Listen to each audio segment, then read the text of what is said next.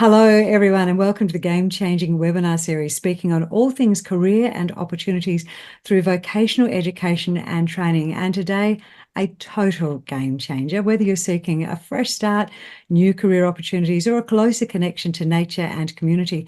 The regions offer a world of possibilities. We want to inspire you today to move beyond the city limits, to consider the advantages of living, training, and working in a regional or remote area. And for those of you who are already living beyond our capital cities and you want to stay, good news.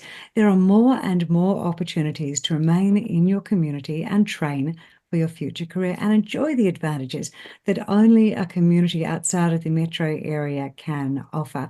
So regional Australia, as most of us know, is home to thousands of rewarding and diverse jobs, cheaper, more affordable housing, great communities, and a really strong demand for skilled workers. And we're going to explore this world of possibilities in this episode. And our panel today include the great Simon Nashid. Simon, hello to you, mate. Hello, Christina. Lovely So to be here. your brick and block industry, you've got a little bit of a interest as well in the tiling world, the roof tiling world as well. There's some great Sure. opportunities outside the metro area, and really the brick and block career is a really good example of one of the careers where there's so much work in regional and remote Australia. Uh, Big demand in your experience? Bricklaying, of course, is a massive work skill shortage in New South Wales, but also as well nationally around Yeah. Australia. So there is, of course, a nice, reasonable amount of opportunities there are in Mhm. regional New South Wales. Brick and Block Careers is Excellent. always looking for young, vibrant students to be able to All apply right. for those opportunities, of course. All right, we're going to drill into how we can get on board with that one. Tasmania, we're moving to next. We have the fabulous Bradley Mannard. Bradley, hello. G'day, Christina. How are you? Not bad. Now, you're a safety manager from Chris Brothers and Haywards, a very proud vet champion and very passionate about training. And you've been big on assisting others finding their pathways through vets. So we'll drill into that in a little moment. And your fellow VT training ambassador from Bordertown in South Australia. Hello, Sophie Orrock. Hello. Hi. G'day. So you're a country girl. You found exactly what you want in terms of a career pathway and training, and you're living and working exactly where you want to by the sounds of things. Is that correct? Yeah, that's correct. Always wanted to live in rural South Australia, and that's what I've done. Yeah. Now, before we get onto that with yourself and with Bradley, I want to show everyone something just briefly. If you have a look at your screens now, this is the Regional Australia Institute. They've developed the Move to More website, you can see there, and that's about raising awareness among metropolitan Australians about the opportunities to live, work, and invest in our regional towns and cities. And I love the descriptor for this site. If anyone's taken notice, it says, a place where regionally curious Australians can search 76 regions and almost 2,000 regional towns for opportunities. And what's interesting, if you click just here, you can see regional Australia, home to thousands of rewarding and diverse jobs. Now, how about training work? That's a big question. So, as we all know, there's been a talent drain from the regional areas where the perception is that you can only do training and get a career in the city or metropolitan area, and then perhaps maybe you can transfer those skills backwards. So, over the course of this episode, team, our job is to show everyone how people can work, earn, and live successfully in regional areas, and in a lot of cases with a better lifestyle than in the city. And Simon, this is your cue. Simon, what role is tech playing in making apprenticeships more accessible in regional areas? So with regards to technology, of course, some there'll be some trade schools. If they're private registered training organization, or if it is a TAFE, they try to improve their business model in order to assist apprentices and assist apprentices, of course, in completing their apprenticeship and actually going out on site and visiting the apprentice on site where they're able to complete their theoretical components. So whether that be, of course, within workbooks or even, the use of online mechanisms. And there are TAFEs that definitely do that. It's more dependent on what their business model looks like, but it makes things, of course, a lot easier if the trainer or the assessor is actually to go out on site and to run the theoretical components rather than the apprentice actually coming to TAFE and taking days off work or days off their apprenticeship from their employer to actually go into trade school or to go into TAFE and to be able to complete the theoretical component on campus. So technology, of course, does play a big role within the theoretical components of the apprenticeship itself, and it makes it much more easier and much more faster in order to be able to complete the apprenticeship quicker as well. A lot of people looking to move out of the cities into the regions for a better lifestyle. That will necessitate more housing, more dwellings. So for yourselves as an industry in the brick and block industry, you can attract people out there. I would think it would be easier to train people who already live there. So how do you go about providing that training though and letting people know that it is available in regional Australia? Well, of course, it's number one to be able to promote those opportunities to those within the metro areas and to be able to sell for them as well and promote the benefits of moving out to regional areas in order to be able to gain the employment, to also be able to train and develop them uh, and assist them in moving as well and supply them with housing so that they are able to assist the construction industry and to be able to live within those regional areas. Simon, was it more common was most of the training done in the metro areas? Is there only a fairly recent initiative to move training out into the regions for your industry?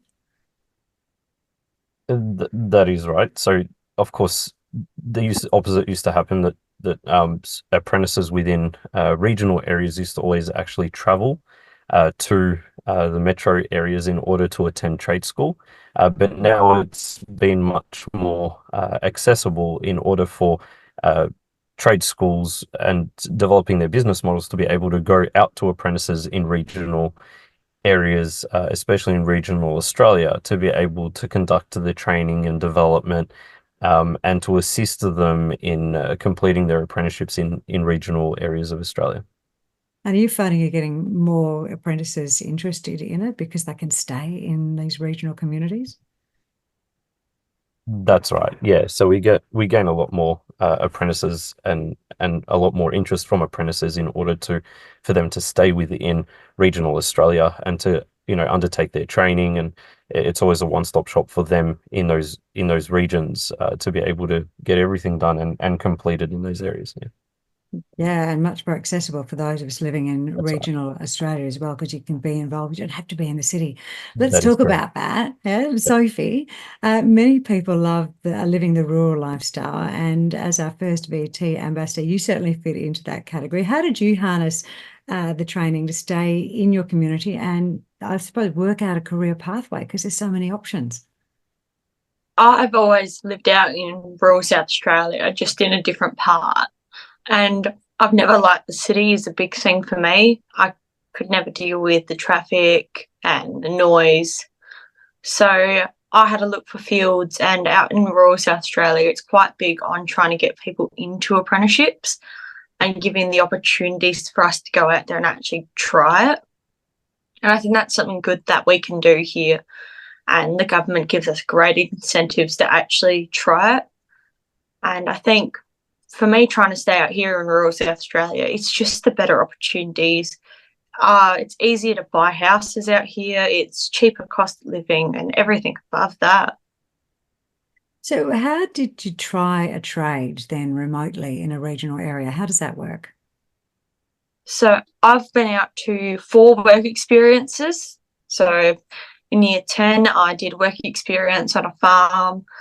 As well, in that year, I did work experience at an agricultural business. In year 11 was when I chose the career I decided on. I went and did a heavy diesel mechanic apprenticeship in Adelaide. I did a heavy diesel mechanic apprenticeship in Bordertown, and just seeing both sides of the coin there on what's the difference between living rurally or in the metropolitan areas. It was not a hard decision for me to make. So what have been the challenges there? And you mentioned you did part of your apprenticeship in Adelaide, is that correct? So I tried work experience in Adelaide and I hated every second of it. Yeah. which is then when I went out to the company I work for now, Tatiara Truck and Trailers, and I did work experience with them. So I'm currently a second-year automotive electrician apprentice. One of the big factors that makes it a bit harder for us to do these apprenticeships, because there's such a big skill shortage, is that we have to go to Adelaide for our training. So we go in blocks up to Adelaide and do our best to take all the knowledge we can and then bring it back to work and show everyone else what we've learned. Okay, so you've got units of work that you may have to go to a bigger training centre for, but for the majority of it, you're able to stay in your regional area. Yes, we can do most of our training regionally. It's just to get the certification, we have to go to TAFE at Regency just to do the bookwork part of it, and then we can go back to work. And does that sit well with you? Is that something you've been easily able to accommodate in your life? Yeah, it's very easy for us to accommodate it, and work is now trying to get TAFE to come to us now, because we've got more auto electricians in the Limestone Coast region now, and we're trying to convince them to come to us. Have you got any other females on board with you doing the auto electrician trade? Not the auto electrician trade, but we do have a heavy diesel mechanic apprentice. Well done. Good on you. Well done. Hey, let's move over to Brad. We're going to go to Tasmania for a little while, completely different industry. Let's talk about the world of steel construction and civil engineering in Tasmania and the town you call home, Bradley. Where are you? So I'm currently based up in Launceston, so I'm up the north of the state, which is only a couple of hundred k's from Hobart. So we've got about 70,000 people up this end of the state. So it's a nice part of Tassie. Yeah, and what's this industry that you're involved in at the moment? So our company predominantly does structural steelwork, construction and fabrication. We're lucky enough to have 4 workshop locations around the state. So we've got a southern-based workshop also. They do marine construction. So we do a lot of work for Tassal and Huon Aquaculture and some of those bigger companies that have a lot of water assets and boats and bits and pieces. So, quite diverse and spread around Tasmania. So how did you get started in the world of vocational education training? How old were you and where did your pathway begin? Well, I did start my apprenticeship back in the late 90s, so I think 96. Did my apprenticeship as a boilermaker welder back then, so a fabrication or Cert 3 in fabrication. Sort of ticked away at the same company. You sort of stay in the same place, know people, get to know other people, and then sort of branched out from there, and that sort of put me to where I am now. Sort of didn't really stop the whole way through my career. My learning was always being involved in vet education, member in the Defence Force as well, so I've just always trained my life. How have you seen the change in vet training delivery over the years? Has it become more accessible to people in regional Australia? Probably over the last few years, when I did my apprenticeship, there seemed to be a good connection and rapport with the teachers. It was a good number. I think over the years, the amount of teachers at TAFE has probably dropped off, so it's made it a little bit harder on that training side of things. Probably being able to engage with the teachers and get that learning done over the last few years, that's probably about the only thing that I've seen really, especially with our company. We've got about 40 apprentices at the moment, so yeah. But your company's based in regional Tasmania, correct? Yes, so yes. You've been exposed to the vocational education training during your career. So has technology changed the way it's delivered? Has it made it more accessible to people living in regional and remote areas in your experience? It's probably reduced some of the stuff that you need to do at TAFE now. Technology, they can do a bit more online, but with our trade, you need that hands-on and that practical component of everything.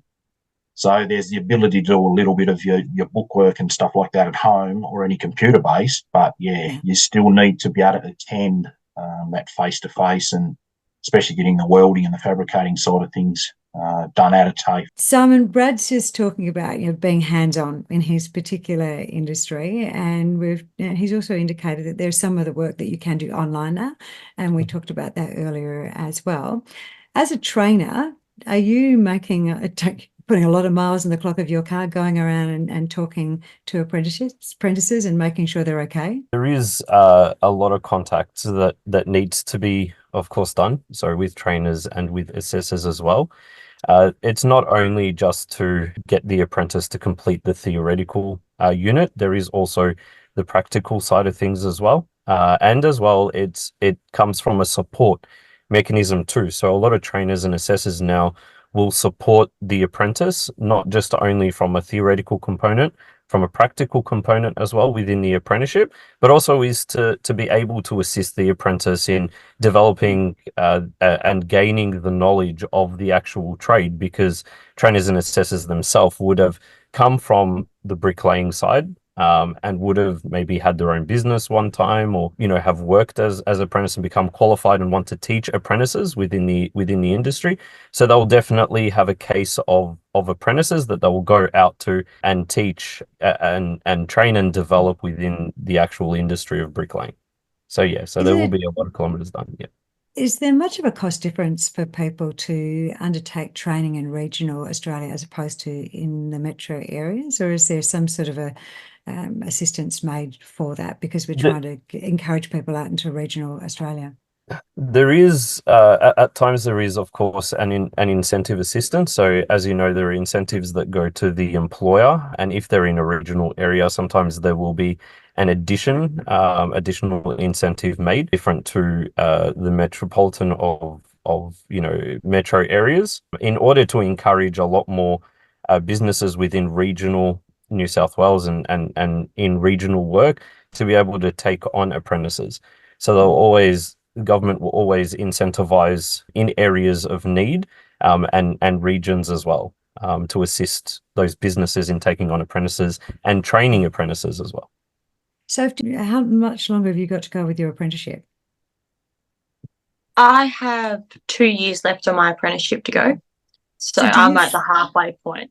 Obviously, you're doing things remotely. You're having your blocks of training. Do you feel supported during those periods of time when you're not in with the main training group? We get the support from not only TAFE, but from MEGT, which is our training provider. If we've got an issue or something like that, they can either help us get into contact with someone who knows about it, or they can help us. We can send emails to TAFE lecturers, and they're quite on the ball helping us if we need it. Mentors, good mentors out in the community and out in your workplace is really important too. Brad, that's where people like yourself come in. I know that you've got a real joy in mentoring people, especially with our First Nations community. Do you get a real excitement about it when you get to mentor other First Nations people coming through? Yes, definitely. It's just showing that there's that many different things out there, especially career paths and what VET can provide. It's it's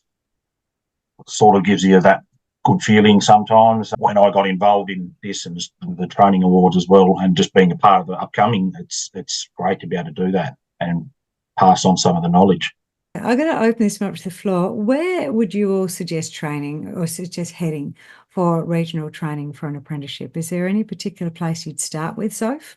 For that, I would either go to, like in South Australia, either TAFE or MTA. They're some of the best for the field that I'm in specifically, because you've only got the two main ones and you've got your little corporational businesses that can come out and help. Simon, what about you? Where would you suggest people who want to stay in regional Australia go to for help with seeking an apprenticeship or a career pathway?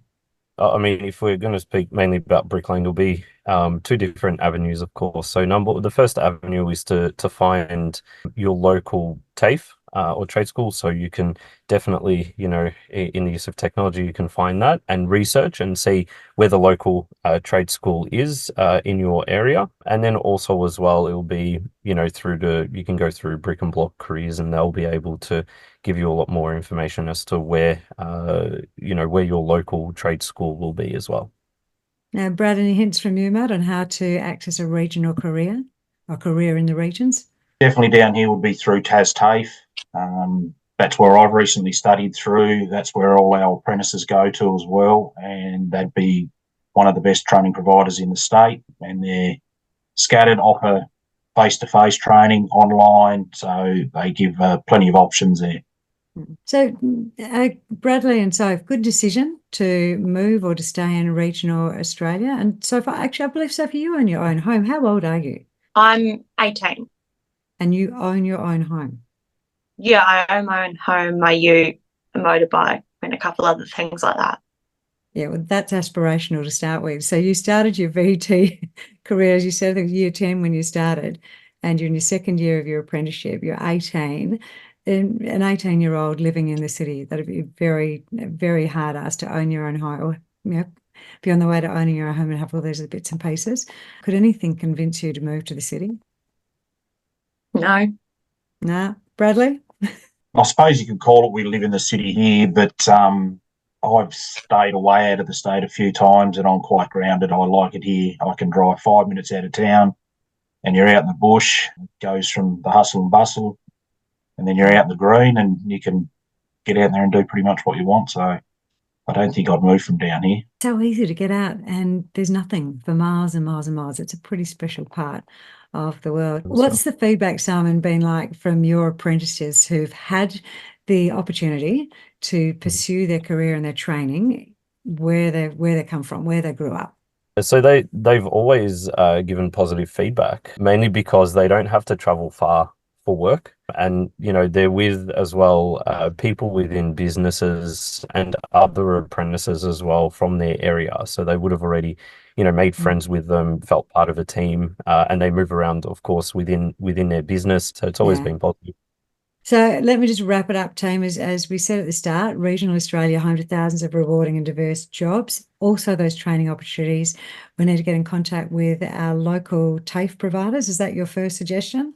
RTOs, and of course, if you're lucky enough to have a high school which has got the higher years, speak to your careers counsellor there as well, and speak to people in local industries. If you're interested in auto electrician and you've got an auto electrician in town, speak to them about doing an apprenticeship and seeing if you can contact between you a vet organisation to see if there's a synergy and you can perhaps do your training remotely.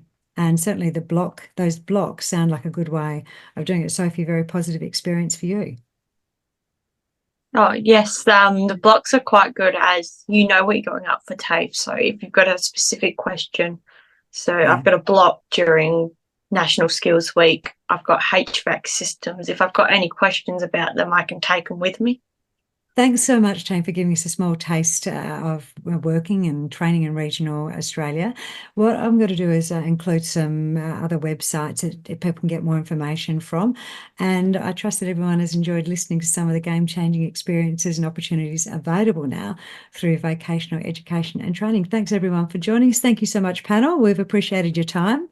And for the rest of you, make sure you check out our other episodes on our Game Changers webinar.